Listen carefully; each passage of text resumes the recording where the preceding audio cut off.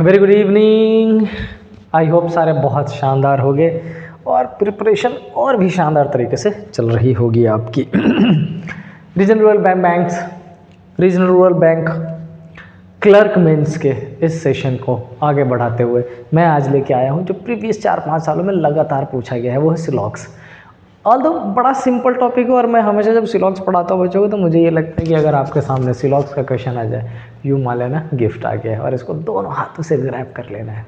लेकिन कई बार सिलॉक्स थोड़ा सा टेक्निकल हो जाता है। कोडेड सिलॉक्स पूछ लेगा, रिवर्स सिलॉक्स पूछ लेगा, या नॉर्मल क्वेश्चन में ही कुछ टर्म्स ओनली या फ्यू ओनली का पूछ के आपको फंसाने की कोशिश कर लेता है।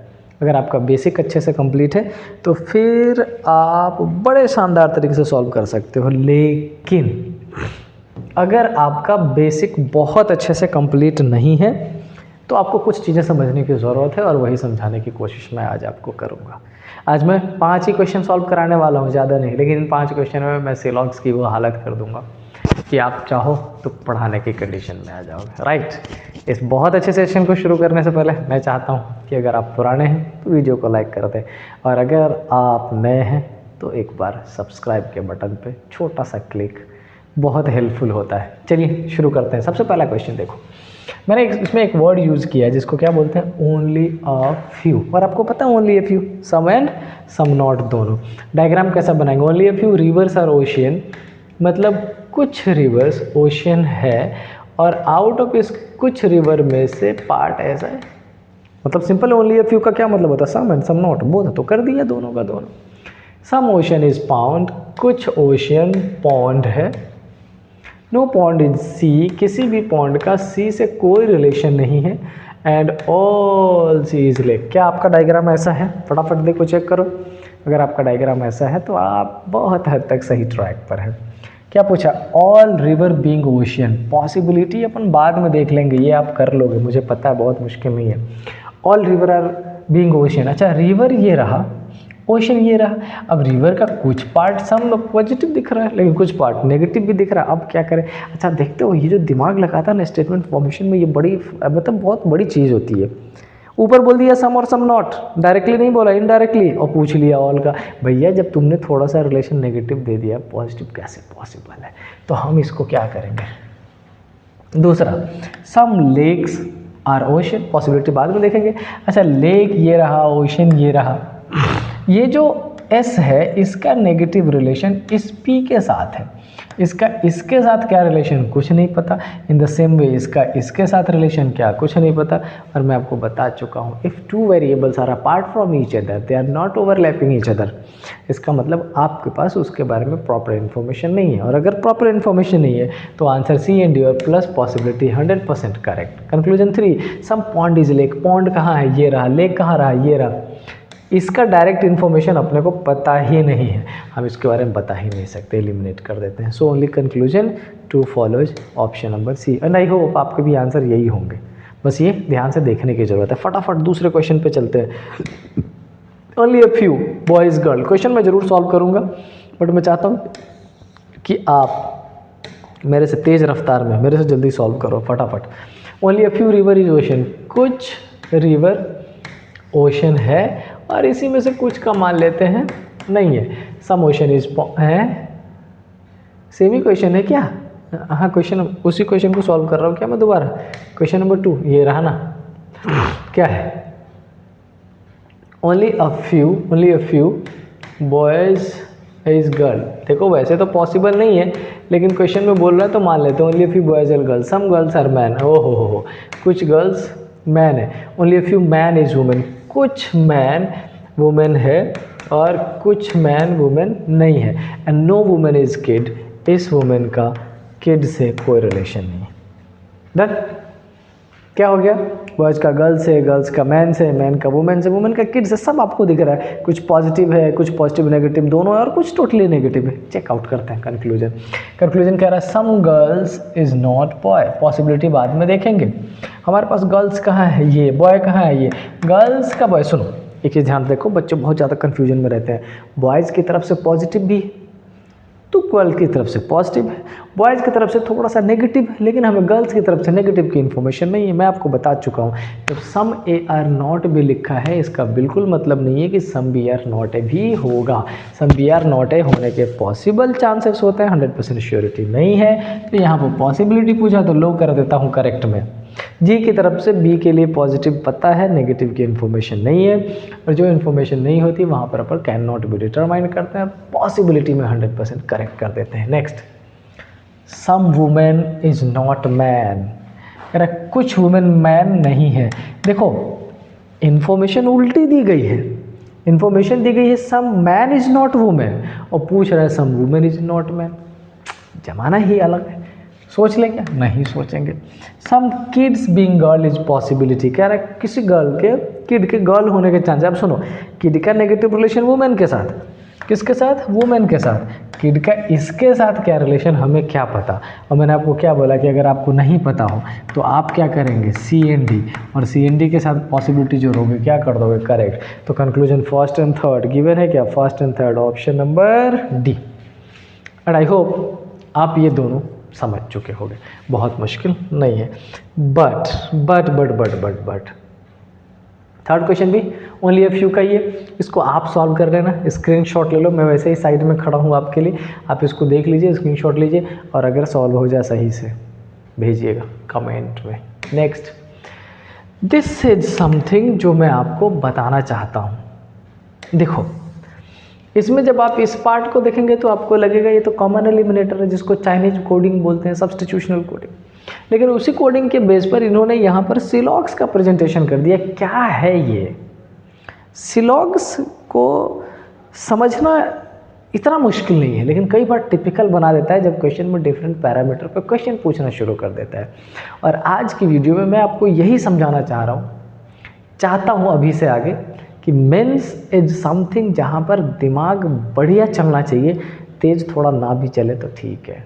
बढ़िया का मतलब है कि आप अंदर का ट्रिक समझ पाओ, क्या पूछने की कोशिश कर रहा है। और आज हम इस वीडियो में इस पर्टिकुलर सेगमेंट को जिसको सॉल्व करने जा रहे हैं वही। तो पहले हम इसमें क्या करने वाले हैं, सब्स्टिट्यूशनल कोडिंग का। अब यहाँ देखो, यहाँ पर ऑल 1 में है और ऑल 3 में है। क्या फर्स्ट और 3 का और कुछ कॉमन है? Among, strong, work, only, no में नहीं, दोनों में ऑल है। तो देखिए कोड कौन सा कॉमन है इसमें, फर्स्ट एंड थर्ड में। फर्स्ट एंड थर्ड में एंड कॉमन है, एंड कॉमन है। इसका मतलब ये जो ऑल है ना, ऑल के लिए हमने क्या निकाल लिया, एंड निकाल लिया। समझना बहुत ध्यान से। अच्छा, ये अमंग और अमंग इसमें कॉमन है फर्स्ट एंड सेकेंड में। फर्स्ट एंड सेकेंड में ये कॉमन निकल गया, तो हमने ये जो अमंग वर्ड है ना, इसके लिए हैशटैग निकाल लिया। ठीक है। अब यहाँ पर स्ट्रॉन्ग और स्ट्रॉन्ग किसी में नहीं, वर्क फर्स्ट एंड फोर्थ में है। एंड फर्स्ट एंड फोर्थ में कौन सा, ये एक्सक्लेमेटरी, तो हमने जो वर्क वर्ड है उसके लिए हमने ये निकाल लिया। अब अगर हमने वो निकाल लिया तो स्ट्रॉन्ग के लिए परसेंटेज अपने आप ही निकल गया। देखना ये चाइनीज कोडिंग की तरह का है, हमसे कोड निकलवा तो रहा है बट एक्चुअल में कोडिंग नहीं है, एक्चुअल में सिलॉग्स है जो आगे यूज करके मैं आपको क्वेश्चन सॉल्व कराने वाला हूँ। लेट्स सी, निकाल लिया, ठीक है।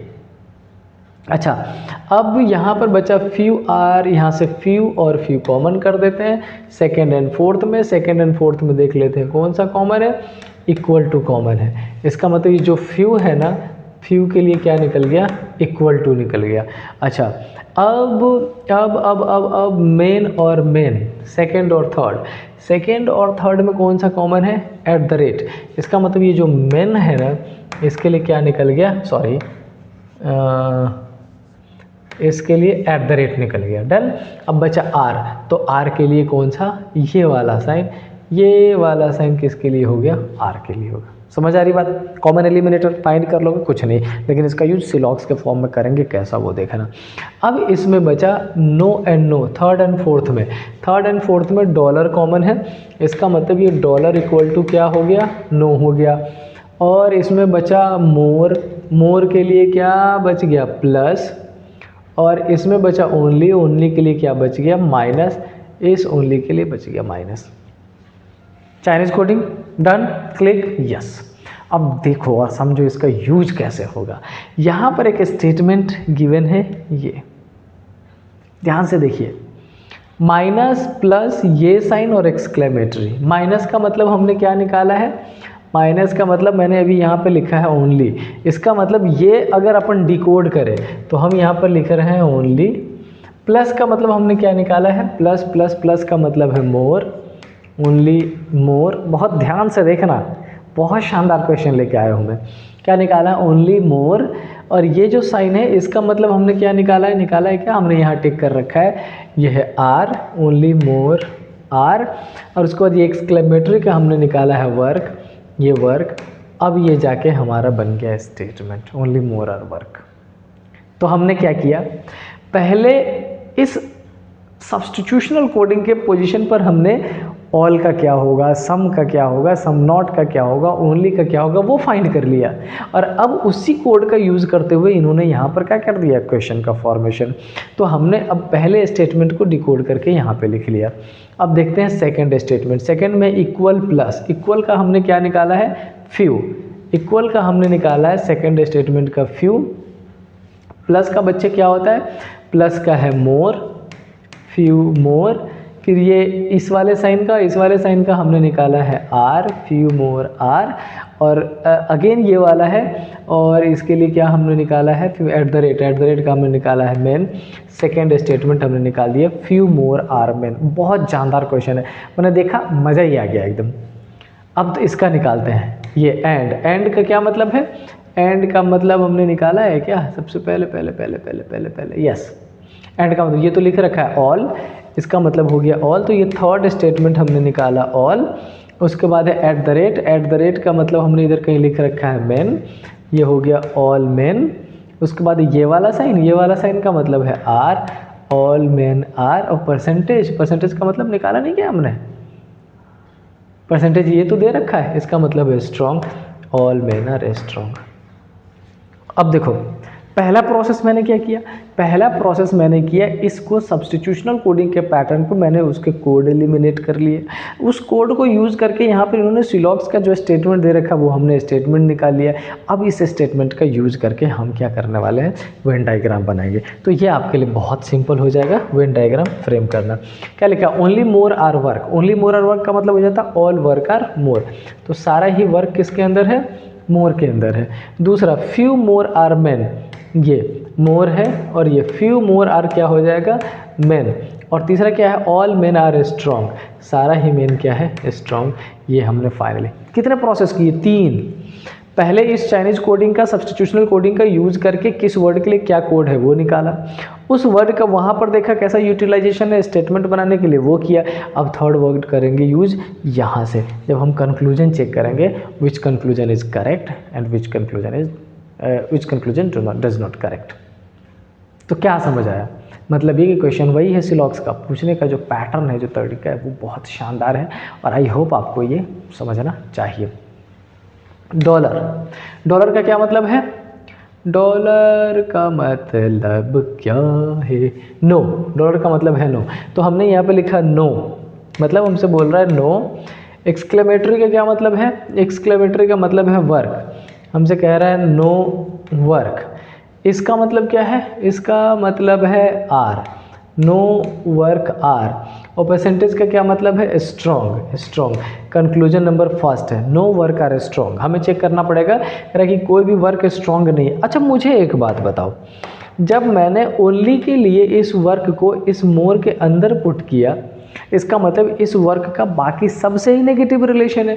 चाहे इस वर्क का इस मेन से बात करें या स्ट्रॉन्ग से बात करें, नेगेटिव है। क्यों, क्योंकि स्टेटमेंट में ओनली गिवन था, और ओनली न केवल पॉजिटिव बल्कि नेगेटिव भी बना देता है। तो कंक्लूजन नंबर 1 100% करेक्ट हो गया। समझ आया है क्या, सिलॉक्स पूछने का पैटर्न बहुत शानदार, बहुत शानदार। पूरा क्वेश्चन सॉल्व कराऊंगा आज की वीडियो में, ध्यान से देखते रहो आगे। अच्छा दूसरा क्या लिखा है, इक्वल प्लस ये, तो इसका तो अब मुझे याद हो गया, इसका मतलब है आर, और इसका जो परसेंटेज इसका मतलब है स्ट्रॉन्ग, आर स्ट्रॉन्ग। अब इक्वल और प्लस का देखेंगे, इक्वल का मतलब लिखा है फ्यू, और प्लस का मतलब होता है मोर। तो इसका बेसिक मतलब हो गया few more are strong, few more are strong. अच्छा मोर ये रहा और स्ट्रॉन्ग ये रहा, इस दूसरे ने एक दूसरे को ओवरलैप कर रखा है यहाँ पे। तो हमारा कंक्लूजन नंबर फर्स्ट भी करेक्ट था, सेकंड भी करेक्ट। अब चेक करेंगे थर्ड, इसका मतलब क्या है, आर। हमने शुरू किया किससे, एंड से, एंड का मतलब है ऑल, एट द रेट का मतलब क्या है मैन, तो कह रहा है ऑल मैन आर, और एक्सक्लेमेटरी का मतलब है वर्क, कह रहा है ऑल मैन आर वर्क। अब इसमें अगर हम देखेंगे तो मैन हमारा ये रहा, वर्क हमारा ये रहा, इसका नेगेटिव रिलेशन है, पॉजिटिव है इसके बारे में बात ही नहीं कर सकते। ये आपका फाइनल आंसर। समझ आया? समझ आया? आई होप समझ आया होगा। अब सुनो सिलॉग्स के इस क्वेश्चन, फिलहाल मैं एक क्वेश्चन सॉल्व करा के ही आज की वीडियो से अलविदा लूँगा, लेकिन मैं आपको चाहता हूँ बताना कि ये एक बहुत ही शानदार पैटर्न है और आपके पेपर में आने के चांसेस है। दो अलग अलग टॉपिक को एक साथ मर्ज कर दिया गया। दिस इज़ नॉट ओनली सिलॉग्स, ये कोडिंग डिकोडिंग के पैटर्न से पहले आप इन कोड का यूज़ करके जितने भी वर्ड्स वहाँ पर यूज़ किए गए हैं वो कॉमन एलिमिनेटर से आप वो फाइंड कर लोगे, एंड देन उसके बेसिस पर इसका यूटिलाइज करके स्टेटमेंट भी फ्रेम करोगे, कंक्लूजन भी फ्रेम करोगे, एंड देन तो प्रोसेस आपको पता ही है। राइट, एक क्वेश्चन एक्स्ट्रा जो मैं आपके लिए लेके आया हूँ, ये आपके पास छोड़ के जाता हूँ, आप इसका स्क्रीनशॉट लो या पॉज कर लेना वीडियो, और इसका प्रॉपर सॉल्यूशन करके आपको अगर पूरा समझ में आया हो तुरंत अपने बनाए हुए उसका फ़ोटो लेके मुझे व्हाट्सअप कर सकते हैं, बिल्कुल व्हाट्सअप कर दीजिए। अगर प्रोसेस आर देर आपको किसी और तरीके से भेजना हो, कमेंट करना हो तो ज़रूर भेजिए। और हाँ, ये पैटर्न बहुत नया है, प्रोबेबली पहली बार पढ़ रहे होगे। आपको अगर पसंद आया हो वीडियो को शेयर करिए, सब्सक्राइब करिए, पढ़ते रहिए, एंजॉय करते रहिए। ऐसी ही नई चीज़ों के लिए मेरे से कनेक्टेड रहिए, क्योंकि यहाँ हमेशा कुछ ना कुछ नया बताता हूँ आपको मैं। तो मिलते हैं नेक्स्ट क्लास में नेक्स्ट अच्छे वीडियो के साथ। Till then stay happy. जय हिंद।